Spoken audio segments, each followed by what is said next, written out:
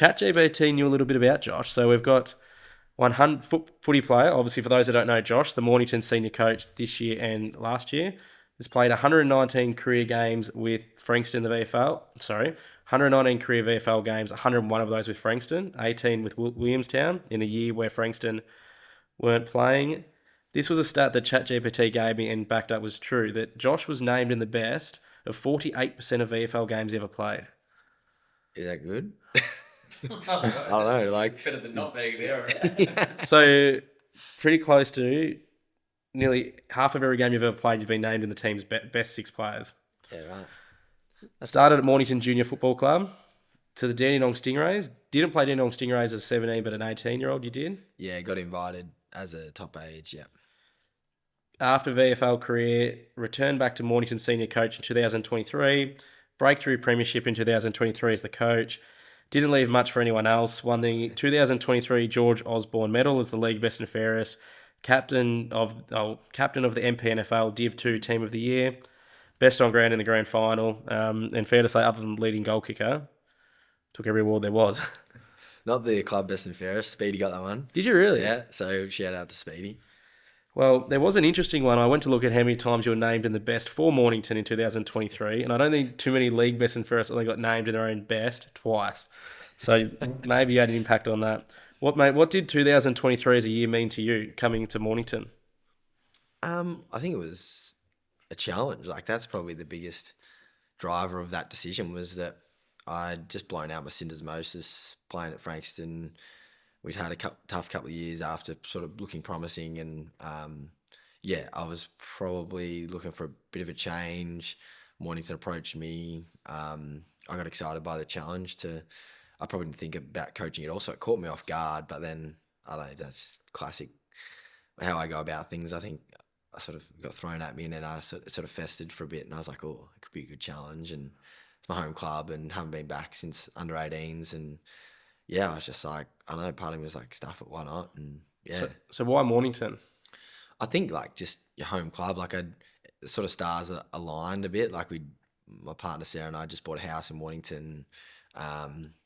Like we love the place and I'd sort of probably learn a lot about myself as a leader and like wanting to leave an impact. And I remember listening to like around that time, I listened to a podcast about like impacting like people and about like getting overwhelmed with like feeling like you got to do all this stuff, but sort of simplifying it to like just impact your circle and like your community, and that's sort of all you can do. And I don't know, I guess that kind of hit home with me at the time. I was like, well, you know, I'm a school teacher. I can sort of have that impact with young people that way, but you know, I've also got this great opportunity as a coach and as a playing coach, still young enough to kind of get through and I guess earn the respect as a player, but have a bit more of a say and a bit more of an influence on helping young men in particular, not only with their footy but life as well. And in the community, a senior football coach can sometimes be that influence on a young person and can be quite an influential person in their life at that time.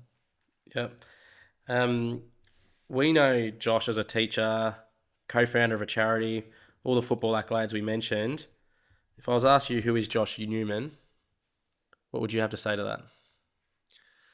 Oh, it's probably hit me in a spot now that's a bit raw. I've actually struggled a little bit with that at times, like my identity, because I think I've always been a footballer, and that's what you speak to 95% of people, and they'll tell you that.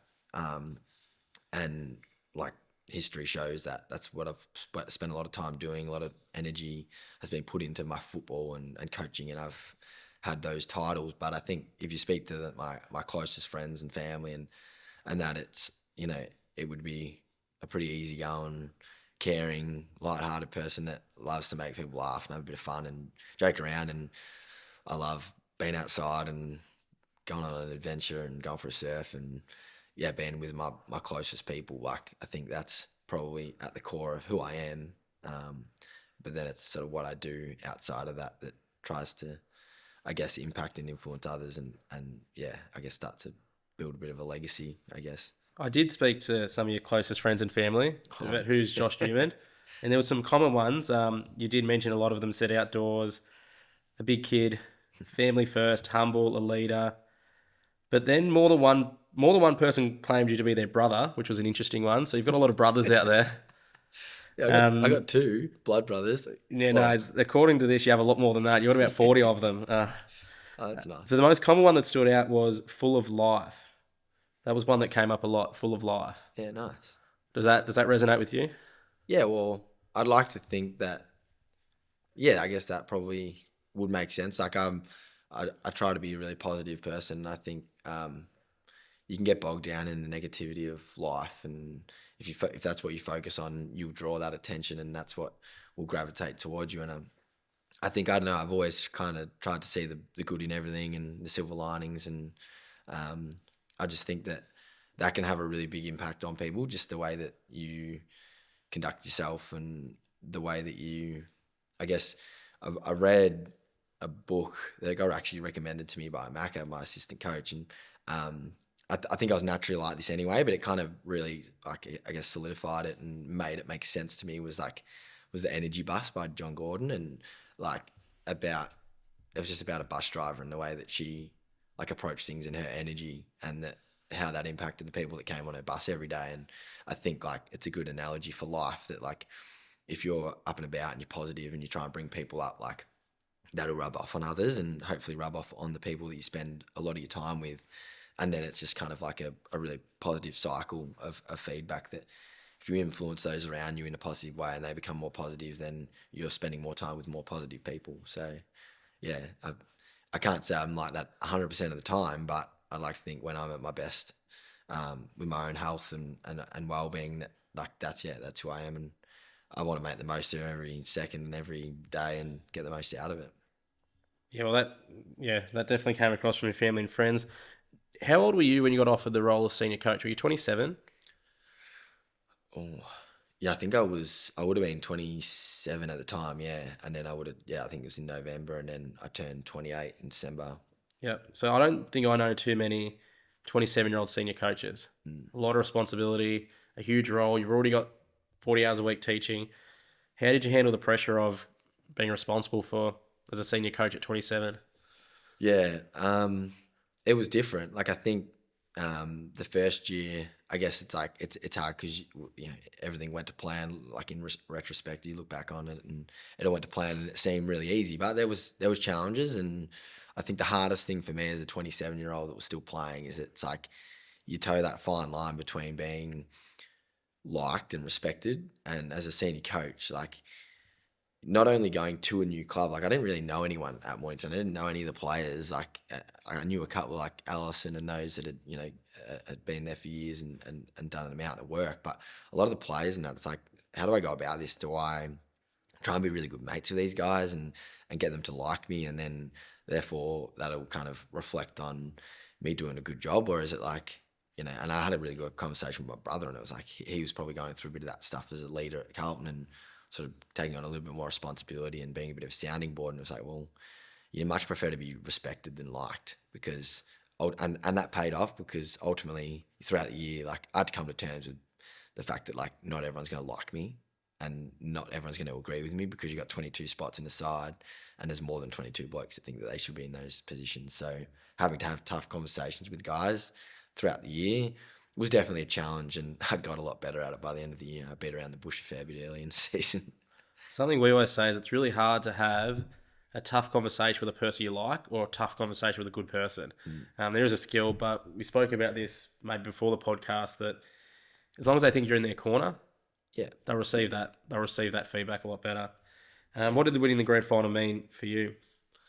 Oh, I think it was what it meant for me probably was the fact that like I'd totally underestimated like community sport, and like I'd played at such a high level for such a long time, and it was like it's a completely different ball game. Like it's harder in a sense, I think, as not harder. I don't want to diminish like high level sport, but I think like as a coach and as a volunteer and as a board, it's like like Mornington are dealing with. Well, I think they had 3 women's footy teams, 5 netball sides, 3 men's footy teams, and like the amount of work they put in and hours to make that all happen, and not only run but like run well and efficiently and effectively. Like So to see how much it meant to all those people, I think that far outweighed any personal accolades or any of my own enjoyment. Like I soaked it up and I enjoyed it, but it was the joy of seeing people like Alison Dillon and Mick Wonderly and like I could mention 10, 20 names of the people that have been there for years and years and years, and to see them, have that, I guess, relief and happiness of seeing it come to fruition was awesome. You don't have 15 assistants at club level, do you? So, Nah, nah. and volunteers, they're doing it for the love of it. Yeah, It's hundred pretty percent. crazy, isn't it? Think how Yeah, much time they can put in for the love of it. yeah, 100%. It's amazing. Balancing that, so you're still a school teacher, senior football coaching's a lot of hours, and you actively founded a charity run for Rossi. How the hell do you manage to balance all that in? Yeah. Um, well, I was doing a good job of managing it, and then yeah, this year I probably struggled after a couple of head knocks. Struggled to kind of keep across it all, but I think when you're passionate about things and you enjoy it all, it makes it easier. And also having good people around you. So I guess yeah, the Run for Rossi charity is something that just kind of snowballed and was an idea to help a mate that was diagnosed with MND and yeah, like linked up with another one of his mates from the footy club when we were at Frankston and just tried to raise $5,000 and to help him out with some costs that were involved with that, and yeah, it just sort of snowballed and one thing led to another, and we've been able to do some awesome work in that. And um, but yeah, I think it's just like to manage that, the teaching and the footy, you got to enjoy what you're doing, but you've also got to have good people around you that you can lean on. And I probably learned that I was trying to do it all myself for a bit too long, and probably learnt to have to sort of rely on others and delegate a little bit more, because you feel like you don't want to make, especially with the footy club, like there's so many volunteers, so you don't want to ask too much of them because they're not, they're volunteers, like they're doing it out of the kindness of their heart. And yeah, same with the teaching and that. Like I had to, I use some of my class leaders to do a lot of stuff in the classroom and run stuff, and you just got to sort of take the load off a little bit by Do you asking notice people. many overlap between coaching to teaching to the charity? Are there skills that work in all three buckets? Yeah, definitely. Like I think that makes it easier too. Like there's a lot of transferable skills. Like no doubt, especially teaching has helped me a lot with my coaching. Like there's a lot of fun things that I've done with the boys at training or putting together presentations or stuff with technology that like yeah, I've built that kind of skill set throughout my teaching and teaching at Cedar. Like we're very, I guess, progressive and modern with the way that we do things, and yeah, that's stuff that's been really transferable. And then yeah, same with the charity. It is all very transferable, but I guess the footy is very similar in a sense from the teaching because I'm dealing with similar age bracket of people like 17, 16 to 18-year-olds, and then sort of similar age group at the footy club that you're dealing and managing as well. Yep. Um, what are your philosophies on leadership, both on and off the field? Oh, that's a good one. I guess my philosophy on leadership is that it's got to come from a place. It's got to come from a place of like if you're worried about the label or the name or like you want recognition, then like you're better off looking for it elsewhere. You got to be selfless. You've got to be willing to sacrifice some of your own stuff to give back to others. And I think leadership is about building relationships and it's about building trust. And I think you've got to lead by example. If you can't rant and rave and talk about it, and if you're not doing it yourself. And I think leadership for me was never something that like until I came back from my overseas trip, and it sort of got asked upon me, for when I got back if I was interested in it, and I probably wasn't expecting it, and I said yeah, and then got voted in by the boys. It was kind of a shock to me, so it was like I was learning on the go, but I think it was thrust upon me because of the way that I was acting, the way I was behaving. Like I got back from overseas and quit drinking. I was like training really hard. Like I wanted to give it one last crack, and that was purely. Initially, it was like self-driven. It was like I want to come back from overseas and I want to see if I can potentially get drafted or just see how far I can take my footy. But I guess the way that I went about it, my actions kind of, yeah, I guess portrayed that sort of those leadership qualities. And then once I got given that kind of responsibility, I took it seriously, and I really enjoyed that responsibility and wanting to use that role to have an impact. So tell us about, you mentioned the overseas trip. So you're playing VFL football, Frankston followed for the year, and you have a year at Williamstown. And then you identified as a footballer, you jump on a plane, you head to South America for a year for a Yeah, surf trip. Was that the yes, plan? 6 months. Yeah, took a year off, and then yeah, was away for surf trip for 6 months. How the hell did that happen? Someone that loves footy is Yeah. Well, shout out to my two of my best mates, Matt and Charlie. They're twin brothers, and I still joke around with saying, Piscasio. yeah, the Yeah. Piscasio boys. Yeah, so they costed me an AFL career. That's what we always say. No, I don't think it was ever going to happen anyway. But I just like to make them think that they cost it for me, because they came to me and said, "Hey, like Charlie and I went to uni together and we studied teaching, and Matt, his twin brother, was a nurse, and he'd been out nursing for I think 2 years, and Charlie and I had just taught for the first year, like first full year. I think we're all just a bit like far out, like this is big responsibility. Like we still feel so young, and we're responsible for these kids, and like trying to teach them stuff and like right from wrong and that. And we'll probably just they were like, all right, we just need to take a year off and travel, have a bit of fun. They sort of bailed me up about it.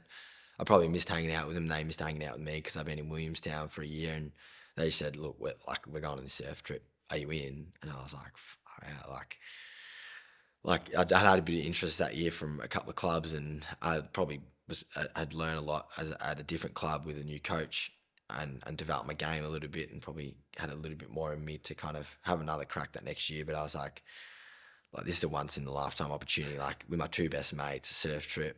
And I was just like, I was pretty burnt out. I had a couple of years in a row where I'd been invited to combines or private testing days. So I love my footy, but I also love my off season and going hanging out with mates and surfing, and going out for a few beers and that. And it was always pretty like serious at VFL level. So you'd get to the end, and Frankston never made finals. So while I was there, so you'd get to the end of the season and be like, oh sweet, put my feet up, go out for a few beers, have a feed, like not have to worry about as much of what you're eating. And then you'd get a call about, hey, can we get you, Essendon a couple of years in a row, wanted to do testing days. Like, oh, it's in 4 weeks. I'm like, far out. So then I'd have to go into overdrive.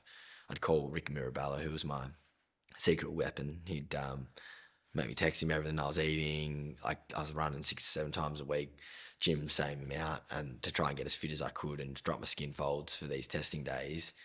And then you'd wait to draft night, didn't get your name called out, and then you're straight back to preseason. And I was like, I just didn't get a break for like 3 or 4 years in a row.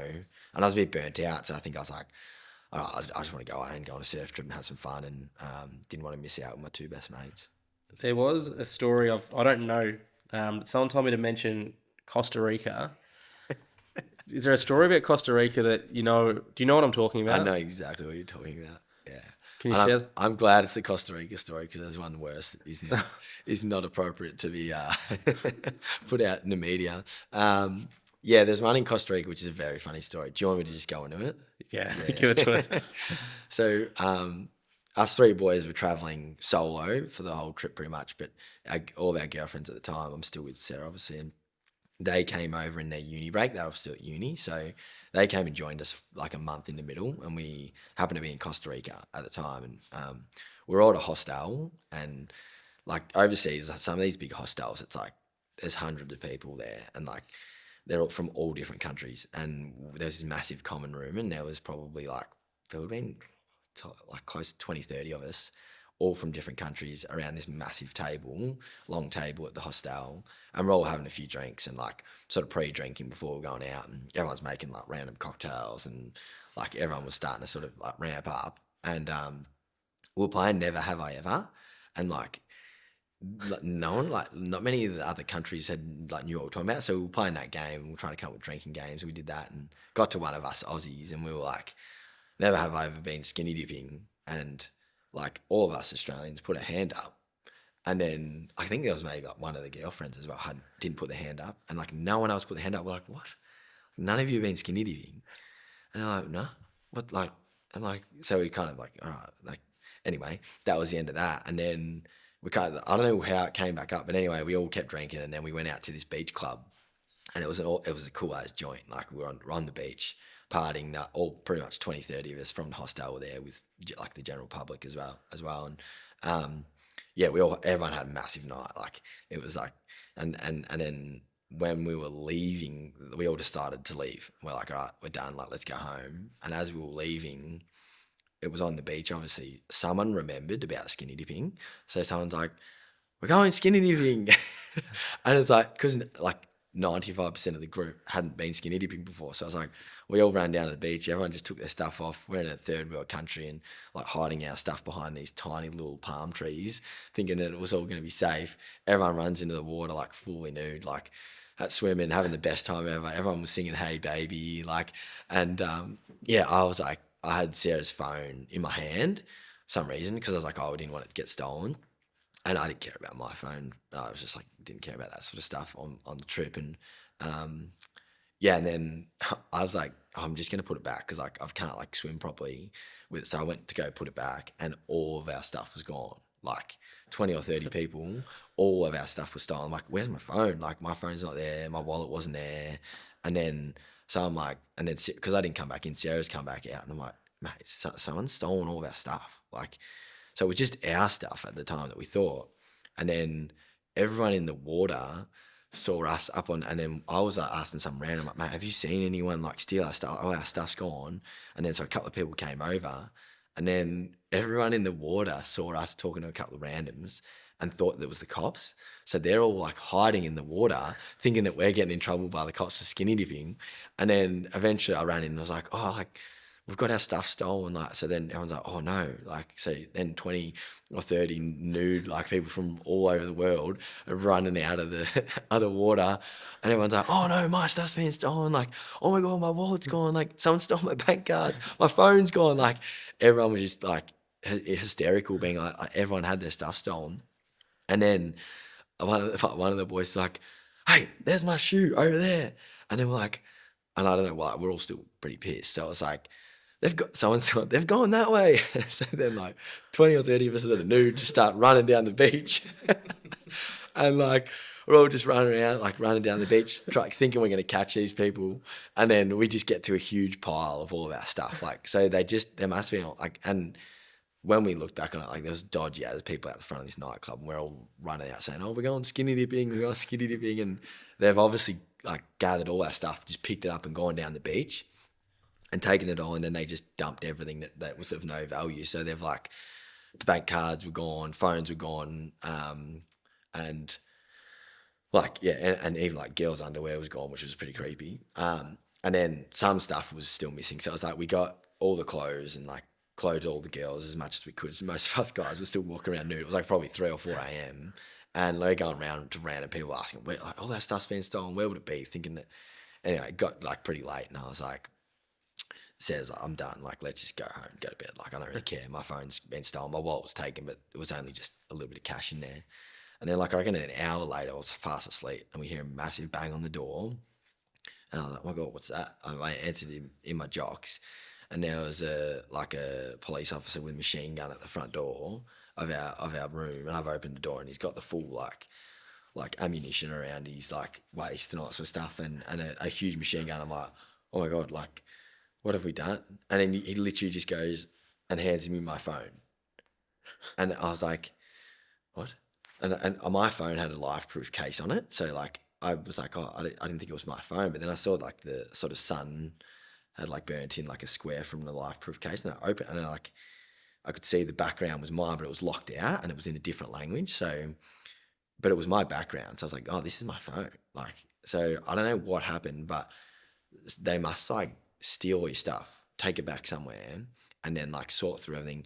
And like if they can't get into it, so my phone had a lock, so I reckon they couldn't get into my phone, so they give it back to the cops and say go take it back to whoever it is, and they work it all out. Because a couple of the others didn't get their phones back because they didn't have a lock on their phone. So yeah, it was pretty funny. The girls got back to the airport after their month with us and were greeted with some signs from their family saying happy skinny dipping. I was like, but yeah, it was a pretty rogue story. Fair to say, when Sarah said to me, ask about Costa Rica, I was not expecting that. Yeah. Yeah, it's a pretty funny story and lots of people involved, which is yeah, it would have been pretty funny to be a fly on the wall and watch it all unfold. So a few people did. Your brother in particular said that your footy career was very different before and after the year away. Yeah. What did you learn in your year away? Uh, Nothing really about footy. Clearly, like I wasn't I would playing. more Yeah, life, yeah, like, yeah.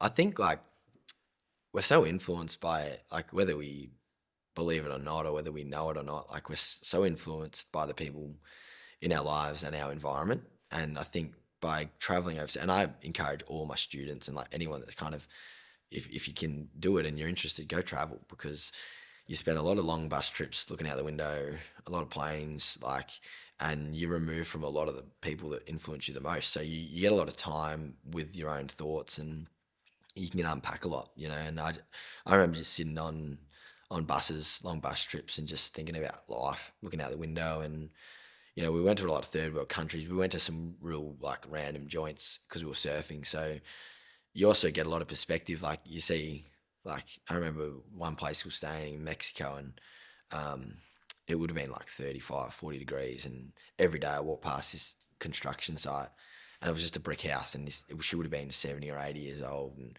she was like head to toe full of clothes, like she would have been boiling, and she was pretty much a brickie, and was like bricklaying the house every single day. Like we were there for probably 2 or 3 weeks, and every single day, and I don't know, and they were just such happy people. So it's like it put a lot into perspective for me about like life, and I guess I wanted to come back and like make a bit of a difference and have an impact and be a part of something and influence others, I guess. And I guess that reflected in my footy and also like leadership as well. yeah. And the playing group voted you in. So your first year back from that trip, you got voted into captain that first year at Frankston, didn't you? Yeah, Returning. yeah. So I came back pretty driven and I'm pretty fresh. Like I'd had a whole year off, and I came back in September. So I remember going down to watch local footy finals. Sun was out, and I was like, far out. I want to come back and play. Like I wanted to give it a crack. And Frankston had just come back into the competition at the time, and it looked like a really good, like young bunch of blokes that, were having fun. And I just sort of felt, I'd lived in Williamstown for the year before, been overseas for a while, I missed my family and my friends, and I wanted to come back and sort of I guess, make house, settle down with Sez, and we moved out together, and I was like, all right, I want to sort of like, like make something of myself and make an impact and make a difference. And I saw a good opportunity at Frankston with a good young group of guys that I could maybe, help and have an impact. And I guess I also wanted to see if I could still play at the level because I'd had 12 months off. And I guess that just reflected in, I'd had plenty of fun for the last 12 months. So I was pretty happy to. One of my mates and Sarah actually after New Year's bet me that I couldn't go a year without drinking, and we had it like they were sacrificing a couple of other things as well.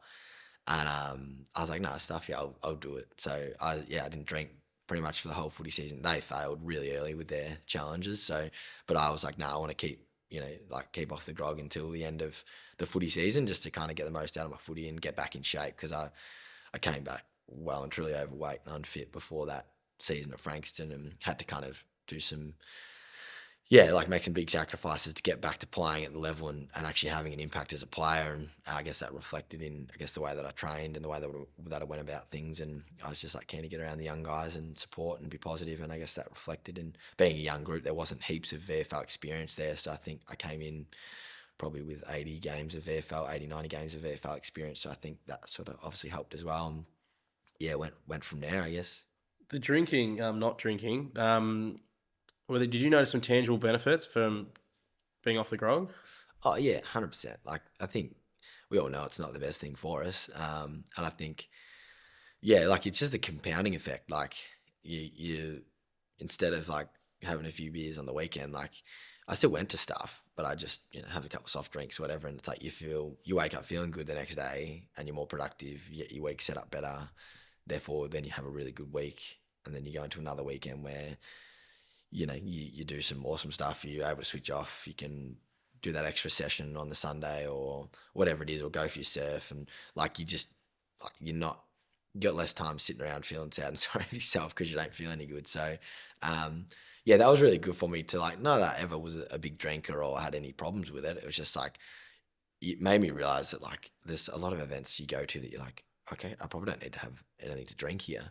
Like, and as you get older, you start to kind of be a bit more focused on looking after yourself and your health and that. So I'm probably a little bit more conscious of that. And I still now, like, I've got a really good relationship now with drinking. Like I said, I never had a bad relationship with it. I was just younger, and you'd go out more and you're having fun. But you sort of pick and choose. You go, hey, like there's still like some awesome events that I'll love to have a few beers at and have a good time. But there's some that you're like, well, this is probably not really worth me doing it. You got a mortgage and dog that you're going to take for a walk the next day, and more responsibilities, and you don't bounce back as quick. So yeah, My young fella doesn't care if you have a hangover. He still wants to get up at 6 the next morning and go kick the footy. yeah, I actually exactly. had a different experience with alcohol where I actually had a health issue when I was about 18, 19. So Yeah, really young, drinking came off the agenda. So I've been probably had the best part of 10 drinks in the last 10 years almost. yeah, And mentally more than physically has been the benefit for me. And a lot of the guys in the office ask, I've got, so it's called 1,000 clients, and I could almost remember a little thing about every single one of them in my phone. And the biggest thing in that memory, and in sales, it's really important to have a good memory of who you're speaking to. yeah. The alcohol's been huge for that. No alcohol's been a massive secret weapon. So yeah, no, good one. Thanks for sharing that. Your brother did mention to me, he did harp on that you were very different before and after your trip away. He also said that at 18 to 21 years old, this is a quote by Nick, between 18 to 21 years old, he was as far away from being a coach as you could ever imagine. And you could never imagine you being a senior coach. What's changed between 18-year-old Josh to the one that's now a senior coach at Yeah. 27? It's interesting. 18 to 21, I was at uni, so like I was, I love the outdoors. Like I studied a Bachelor of Sport and Outdoor Rec and secondary teaching. And I loved uni. Like I had some awesome uni mates, and like we were going on camps every like second week. I got right into my surfing and like skating and like doing all that sort of outdoorsy stuff, like going on hikes, going on expeditions, like sea kayaking and canoeing and all that sort of stuff. And yeah, so I was just like, footy wasn't really my priority. Like I knew that obviously I think I came into the Stingrays program late, so I didn't really probably understand like what the whole setup was, and it was like, okay, this is a pathway to get drafted and play AFL and make a career out of footy. Where I probably was just like, I just wanted to. I was, I didn't think I belonged. Like I was like, oh, I've been invited to Stingrays. Like, oh, I'll just try and make the list. And then you made it, and then you're like, oh, that's awesome. Like, can't believe I made it. Like, hopefully I could try and get a game, and then yeah, so on and so forth, and then but I was always very focused on like once I got into uni, I'm like, oh, this is my like uni degree. This is my career. This is what I'm gonna live my life doing and working. And I just loved the outdoor side of things.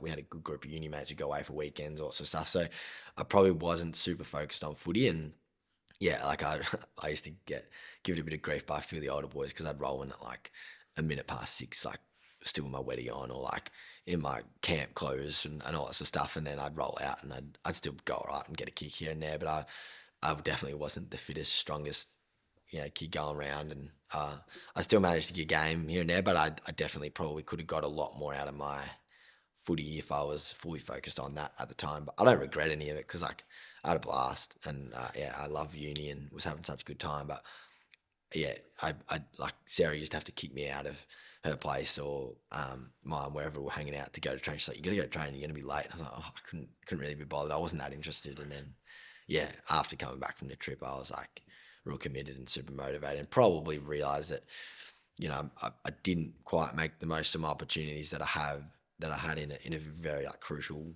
period to get yourself drafted, but I just wasn't ready. Like yeah. As a coach now, if you see blokes rocking up at 6:01, not with their boots on, not ready to train, those guys, and how do you handle those guys now? Do you have an understanding for what they're, or does it Yeah, annoy you?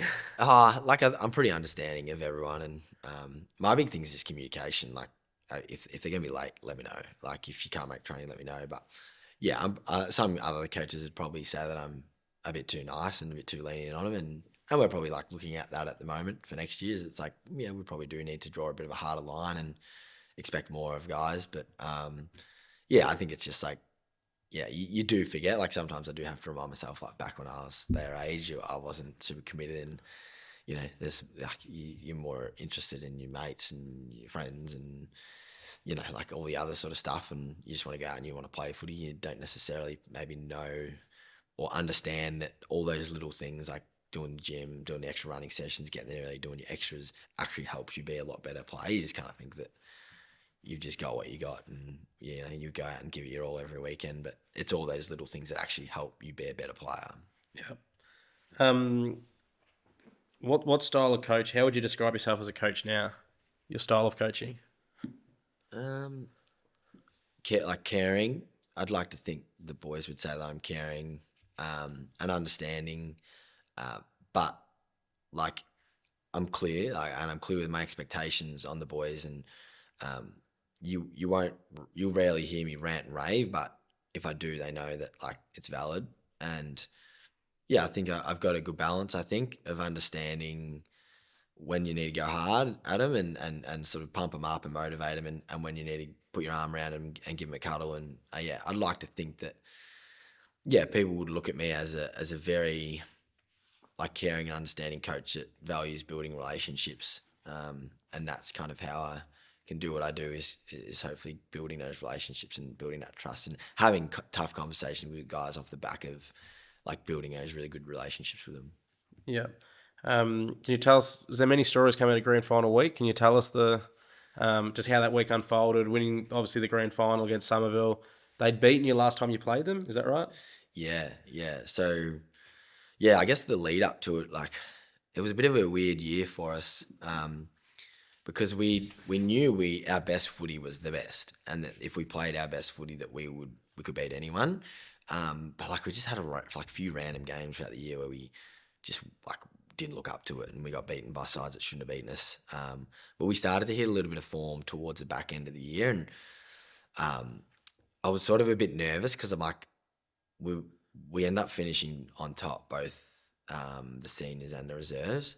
And I was like, oh, I just don't know if that's the best spot for our young group to finish, because we get the extra week off, which I feel like with the young guys, they just need to keep playing. If they've got too much time to overthink stuff, and that they'll kind of play the game over in their head. So, but yeah, we end up finishing top, and we hadn't beaten Summer yet. I think we played them twice. They beat us twice, and then we played them in the first final, and they beat us again. Um, and but we lost a couple of guys early, and yeah, we knew if we played our best footy, we could beat them. But I was thinking after that first game, I'm like, far out, like maybe we're just not ready yet. Like we were really young, and I think we've had a great year, but we're probably just not quite ready yet with the maturity of the group. And I was like, oh, we it might potentially be one of those years. It's like we have a really good year, but we go out in straight sets because we're just not up for the big games. So yeah, we lost to Sammy, but then we came out and we beat Devon, who I thought were better on paper than Sammy, and we beat him by like 80 points. And like we took blokes off, so we could have beaten him by and we played unbelievable. Like that was the best game that we played, including grand final. We played way better in that game against Devon. Um, and then that gave us huge confidence going into the grand final. And yeah, Speedy against like Somerville in that first final, he did his hammy like bad, and he didn't play the rest of the game. And we were like, he's done for the year. There's no chance he's coming back for that. Like if we were playing a granny, he's 2 weeks away, and physios and that said like, no, it's a bad hammy. Like it's at least a 6 to 8 week hammy, and so we weren't preparing for him to be available to play at all. And then yeah, like the week of the, like it all went to plan, and then the week of the granny, he's like, "Mate, I'm playing." I said, "Mate, you got a long way." Like I've been told that's like not the case. It's not possible for you to be able to play in the grand final with like what you've done in your hammy. He's like, "Just leave it with me. Like trust me. Like I'll get it right." I was like, "All right, whatever, mate." Like, and I just was like, once he actually tries to train, he'll realize it's no good. And then he trained that Tuesday night, and I was like, "Mate, what are you doing?" He's like, "No, I'll be right." And he didn't look great. And I was saying to coaches, well, he's not playing. Like, look, he can, like, he's not moving that well. He trained, credit to him, he grit his teeth and got through it. But we had plenty to choose from. Like, we had a lot of depth and some good guys playing well in the twos. And um, Thursday night, like, one of the coaches came in and had a good chat with Speedy and that, mate, you need to play Speedy. Like, you can't not play the captain in the grand final. And, like, if he says he's right, he's right. I said, mate, like, it's a tough decision for me as a coach to say, is he just saying that because he wants to play in a grand final, or is he genuinely right? Like it is hard to trust those players, and like especially someone like Speedy that he wants to have an impact, and he wanted the club to win, and he'd been a part of the club for years.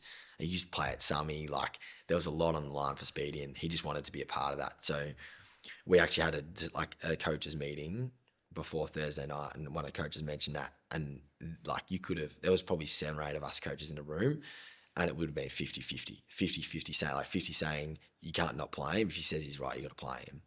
And then the other 50% saying if you play him, it'll be the stupidest thing you've ever done. And we were literally like, he's either, if we play him in the granny, he's either going to do it in the first 5 minutes and we'll probably lose the game and everyone will say it was the stupidest decision, or he'll somehow get through and if we win, it's a genius. Like, you're a genius. So, like, I felt like we just couldn't win either way. No middle ground, is there? So we went with a decision to say, I said, all right, we got one training session tonight left. And I was training obviously as a player. And I said, I'm just going to run around with Speedy all night. And we're just going to flog him. Like, we're going to either make him do his hammy in training so that he can't play and it just rules him out. Or if he gets through, then we've got to be open to playing him. And everyone was like not on the same page. But I said, look, is everyone comfortable with me doing that? Like, we'll train, and in the breaks, you guys like make him hit top speed, hit him with targets. Like, and I said, I'm going to fly him around all training, push him, like, so that he's putting stress through the hammy. And yeah, and I said, but once we leave this room as coaches, whatever decision we make, no matter the outcome, we have to be okay with it, and we never talk about this again. We never say, hey, I told you so, or we shouldn't have done it, or you know what I thought about it. So I said that was the one thing I said, no matter what happens, we all have to be on the same page here. And whether you agree with it or not, we never mention whether it was the right or the wrong decision. We have to be at ease and at peace with whatever plays out. So trained that Thursday night and we absolutely flogged him. Like, it was, he says still to this day, if you ask Speedy, he's like, it was the hardest training session I've ever had. And it ended up probably costing us in the first half because he got through training and we gave us no choice but to pick him. And he didn't have a great first half because he genuinely was like, man, I was still fatigued from Thursday night. But he had one of the best third quarters you've ever seen. And like, we're in the trenches at half time. I'd missed a goal 10 metres out straight in front, and they went end to end and kicked like 2 goals in like 2 minutes, and we're up against it. And Speedy turned it on in the third quarter and had he would have had close to 10, 15 touches and I think kicked a goal or two and like spirited a comeback and like it ended up being amazing, like the best decision we made. And I was just happy it all played out really well, and that was an awesome story from the granny. How did he feel post game? Did you have a chat to him? Yeah, he was pretty sore, but no, I think he was just stoked that we backed him in, and he did a mountain of work and spent a lot of money getting treatment and doing whatever he needed to do so he could play that game. And that was an amazing story. But for every great story, you've got one that, like, we had Connor Jacoby, who had played pretty much all year. I think he maybe got dropped once and was playing really well and was a lockdown small defender. And literally in the last contest of the night on the Thursday night, he spoiled the ball with his opposite hand, and he's like, I've never done it before in my life. He just, for some reason, spoiled it with his opposite hand and snapped his hand. And he missed out, and that's a heartbreak story. But on the back of that, Josh Brown, who we'd written off because he was playing all right. He played with his seniors, and then he got dropped, and he was struggling with a bit of stuff, and he got yellow card in a game, and he's cracking the shits with the boys at training, and like a few sort of outbursts. And we tried to have a couple of conversations with him, and I just said, nah, like, he just can't play in the seniors anymore. Like, he's disciplined, and like, he just can't trust it. He's not going to do something stupid. And so we sort of told him that, and he kind of was like, yeah, whatever, I'll just play in the twos for the rest of the year. But he is like, as Mornington as like, out of all the players, like, anyone that wanted to win that flag more than Josh Brown was probably only, someone like a Speedy. Like, there's so many, but Brown, he'd been there for years, and he was no chance to play in that grand final. But he had an awesome final series with the development boys and was such a great leader, and just like turned a corner after that conversation we had with him. And it was just like, we needed a bit of an edge, and we needed him to do, like, we needed someone to do a job on someone.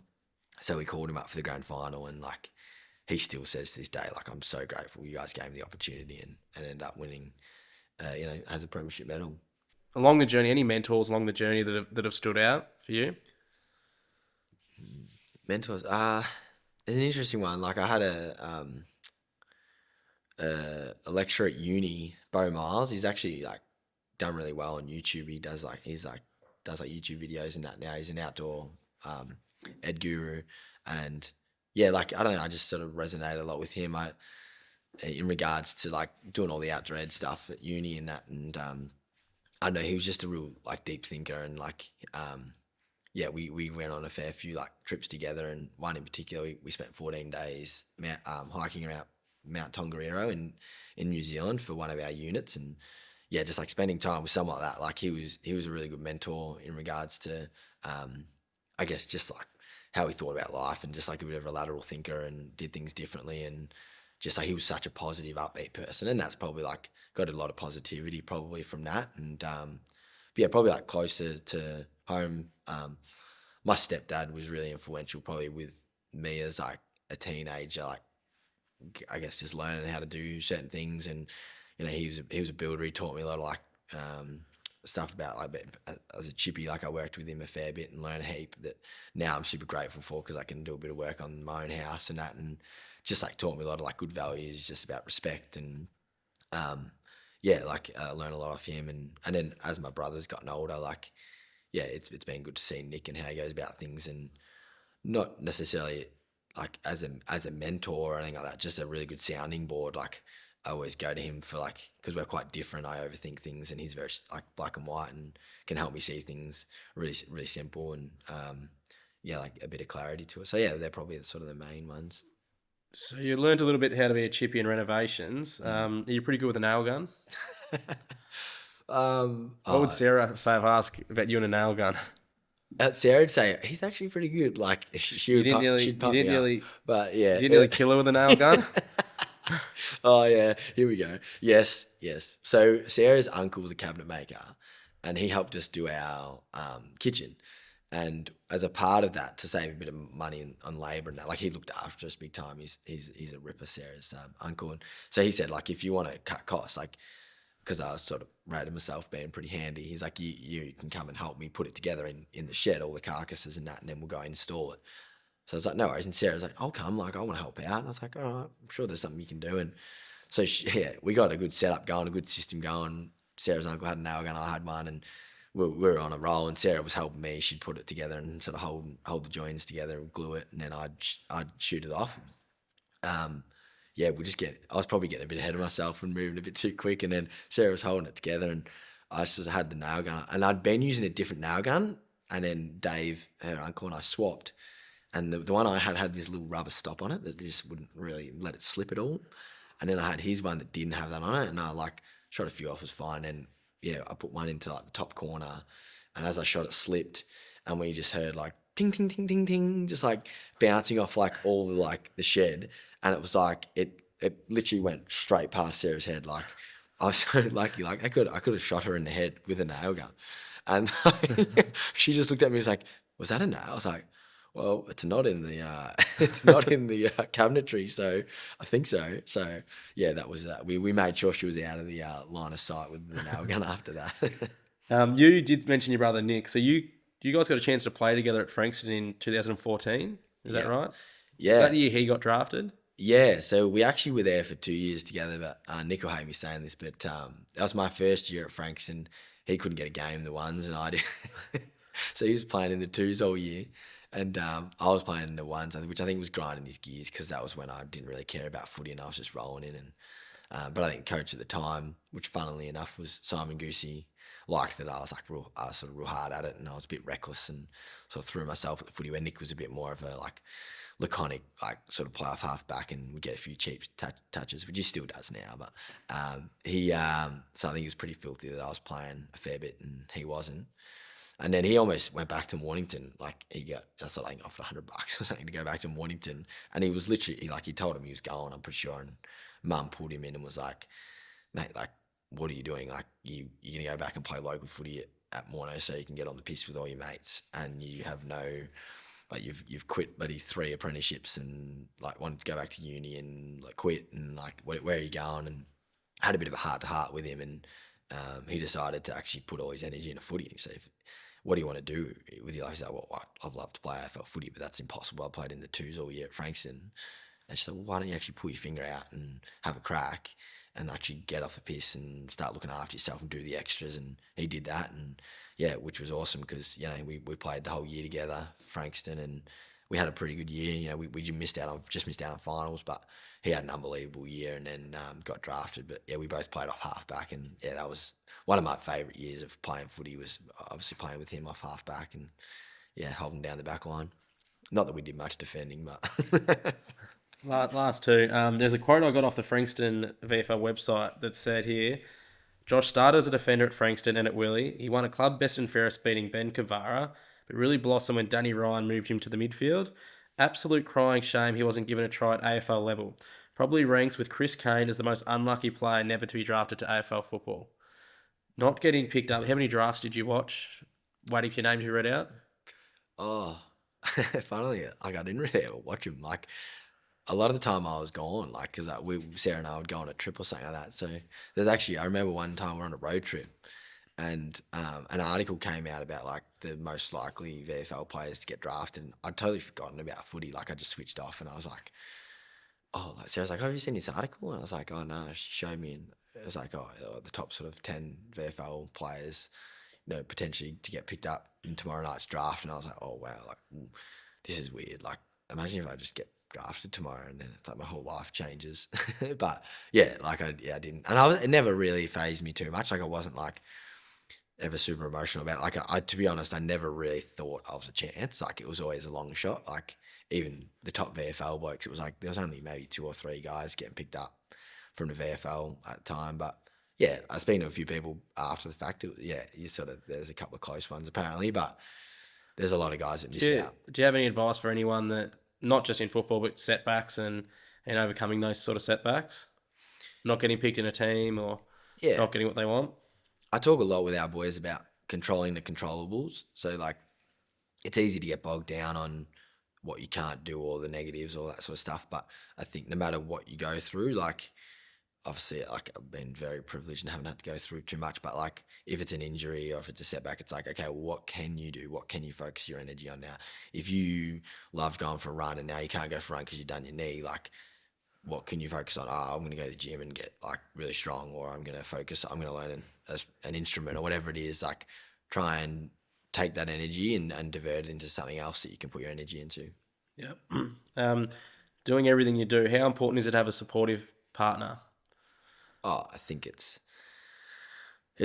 yeah, it's unbelievable. Like I think um, she deserves a bloody medal and everything else. Like um, everyone gets to see the best of me, and she has to ride the roller coaster of the real me at home. And it's like I'm not perfect. Like I'd like to think I'm a good partner, and I do my bit. But it's like when you're in front of the students or in front of the players or doing the charity stuff, it's like you're in those leadership roles, people looking to you for help and support, and you kind of can't really show too much weakness. Like, no, it's probably not the right thing to say, but like you sort of got to put the mask on a bit and be that positive person. And I guess being a positive person, you feel the pressure to be like that all the time. But yeah, I'm not always like that at home, and sometimes it's like you take that mask off when you get home and she sees the worst of me at times, and the emotions and the frustrations, and yeah, she also gets the best of me. So sometimes I feel like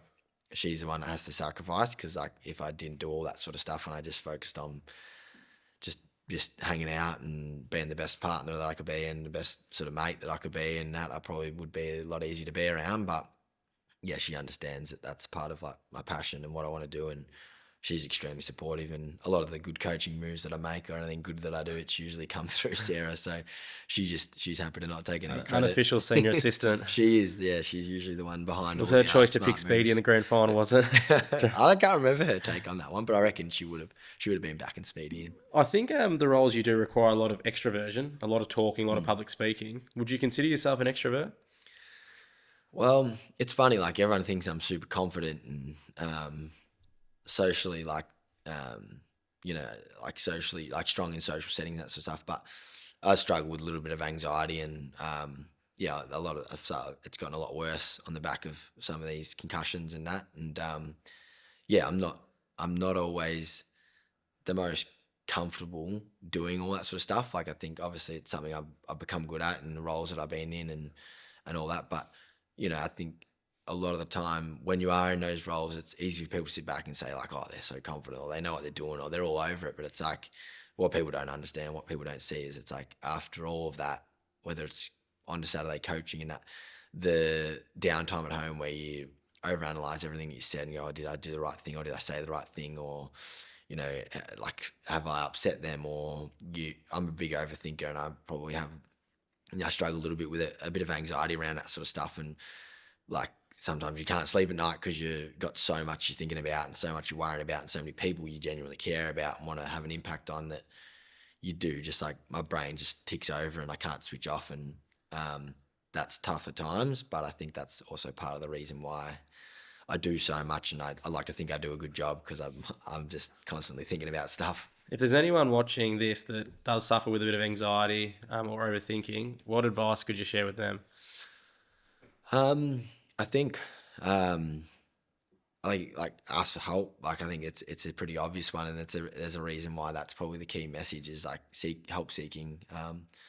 But I think like being okay that like to be vulnerable and like to let people in, and it's like, you don't, just because you are the coach, or just because you are the teacher, or just because you working in a leadership role, doesn't mean that like you have your shit sorted all the time. Like, everyone is going to struggle with things, and it's a spectrum. Like, sometimes you're going to be down this end, and sometimes it's a day-to-day thing. Sometimes you have periods of like, awesome periods where you like, everything's just going as it should, and sometimes it's not going to plan. So I think, yeah, the key message there would be to like ask for help, like, and not just like, if you need to go see someone, like go see a psych or go speak to the right people. It's like, let people in, like the people that you're closest to. Like, you don't need to go and tell every single person, but like, you let the people around you, like, that you're close to, know, and let them support you, and make sure you do the right things for yourself. Like, I think I've learned a lot in the last 12 months about putting myself first. And like, if you can't, I had heard something Nat Five said years ago when I was looking at leadership stuff with Frankston. It was like, and that helped me with my leadership there, and probably helped me still be a decent player and a good leader. Was, it's like, you can't, if you don't have your own backyard sorted, like, you're not going to be able to lead that well. So make sure you got your shit sorted, and then you can help everyone else. And I think at times I've lost sight of that, and I'm so focused on helping everyone else that like, all of a sudden I'm in shambles, and then that actually impacts what I'm We trying to often do. say you can't pour water out of an empty cup. Mm, You got to make sure your cup's full so you can pour water out for other people. spot on, yeah. Look, last one, because I know the guys want us to. We're going to get kicked out here in a second. Thanks for coming on. Looking ahead to 2025, obviously, I don't think anyone watching knows. Are you planning on coaching again next year at Mornington? And can you announce it to whether or not you've made a decision? Yeah. So, told the boys last night that I'm going to stick around as a coach. I'm going to co-coach with Macca. So obviously, being a playing coach, he sort of took a lot of those duties on game day, and sort of with the concussions and all that sort of stuff, there's some uncertainty about my playing future, and I just wanted to make a commitment to at least the coaching. And as co-coaches, Macca and I think we'll do a really good job. And we complement each other with our skills and our strengths. And I think it's, no matter what happens on Saturday, the club's in a really good position and got a really bright future with the new rooms and all the good young guys coming through. Well, on behalf of the Mornington community, thanks for coming on and having a chat. And thanks for bringing us back, coming back home to Mornington. Thanks, mate. Not a problem, mate. Appreciate it. Thanks for that.